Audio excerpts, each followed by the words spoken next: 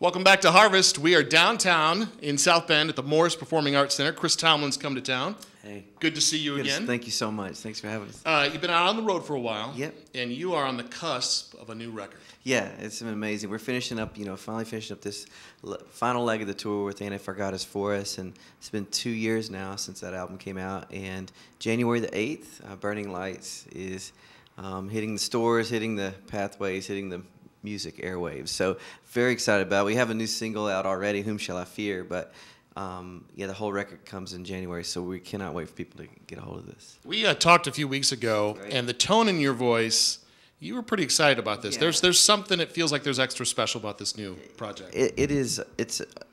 I've never worked so hard on a record in my life, honestly, and I feel like this is like I think record number 10 for us, and to be this far along and to feel this passionate about the music is pretty exciting. And I feel like these songs, just the collection of songs, I take a huge responsibility, when we put songs together for, it's not just, I'm not just trying to find pop songs. I'm not trying to find that. I'm trying to find songs that can make their way into the church and fabric of the church. And I take that very seriously. And so this record, we would get to the end of it, we'd be finished, we're like, okay, it's done.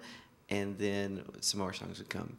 And we're like, okay, we got to knock off some other songs because these songs are better. And then, the very last day we're turning it in, there's like, okay, you cannot, they're like, we really are done. They're like, do you have any, but is there anything else? And I'm like, actually, I wrote a song last night that I really think, and I played it, and they're like, okay, yeah, that's better than the other ones. So we need to and so we had to go back and record again. So it's been that process of this record, which has been really exciting. And I feel like it's, for this season, I cannot wait to get out and play these songs and for people to hear this. The guests on this album are amazing. Lecrae is on the first track with me. Yeah. Phil Wickham, Chrissy Knuckles, Carrie Job, just to name a few. So it's pretty exciting. Chris, when you're looking at a guest artist, is that something like you picking up your cell phone and calling somebody? Is it, hey, I'm calling in a favor? It definitely is. It's just feeling like this is what needs right for this song. Like the song with me and Phil Wickham, it's a song we wrote together. And it's when we played it on acoustics together and did our little demo on my phone, it was just really special. Then I got in the studio and produced it all up, made it all big and whatever you do. And it's like, it lost all of that. And I was like, man, I just need to be me and Phil back on acoustics. So I called Phil, hey man, let's just do this in the studio. That's what you hear. When I got this song Awake, this opening song, Wake My Soul, it just has this moment where I wanted to do something really different. As a part of the song, and I thought, man, and Lecrae's been a part of our world with passion and what we've been doing, and so it just fit. And he was just, these guys are so cool. They're like, hey, yeah, of course, I'm in. So I love that. Has songwriting changed at all now that Chris is a dad and a husband?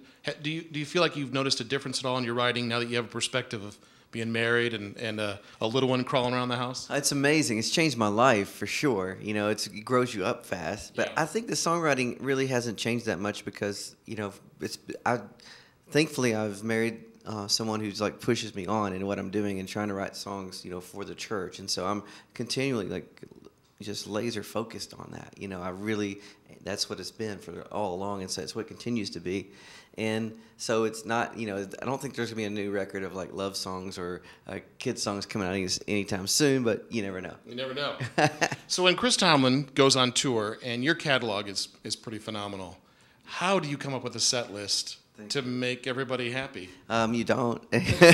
Every night it's just like, oh man, what am I gonna do?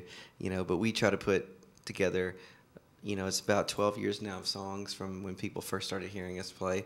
I've been playing a lot longer than that, of course, but when we first came on the scene in a lot of people's minds, probably about 12 years ago, and so we try to capture that, at least the last decade of music through the night, and we're going to leave out songs that people love. I know that. I'm going to leave out songs that I love playing, and so I try to play stuff that's current to what they're just hearing, and also capture a lot of the songs they've come to love. And it is.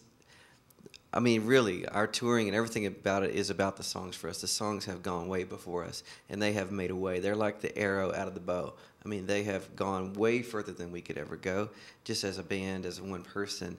And that's what's so beautiful. And I love coming to a place even like tonight and just you start the song and people just take off and start singing. And that's what it is for me. That's what it's about for me, that somehow these songs go past me and find their way into the church, and people start who don't even know who I am, who don't care who I am, who will never ever hear my name, sing these songs because it's just become a part of their church, you know. And that's what we're trying to do.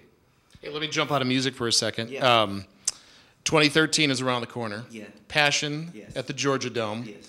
Let's say I know a college student who's Yes. considering going. Yes. How would you sell that to them? What's that experience like? Well, it's the most amazing thing that you'll ever do, honestly, to be in a dome filled with your peers from all over the United States and all over the world.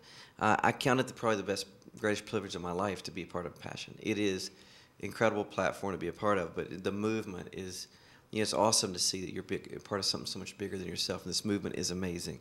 And if you're a guy or a girl and you're trying to figure out, man, I'd like to go, even this is one of the coolest things, people have gotten so behind this. For the ladies, Beth Moore, an unbelievable teacher, unbelievable, gifted, just gift to women's ministry.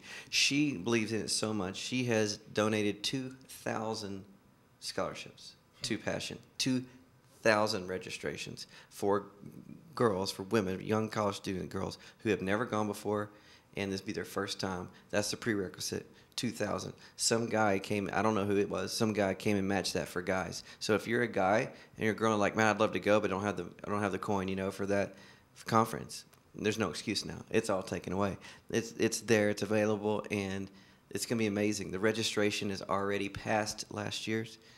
It was 49,000 filled up, yes. Yeah. And so you can imagine what that's going to be, an entire dome. We're hoping around 60,000 people there.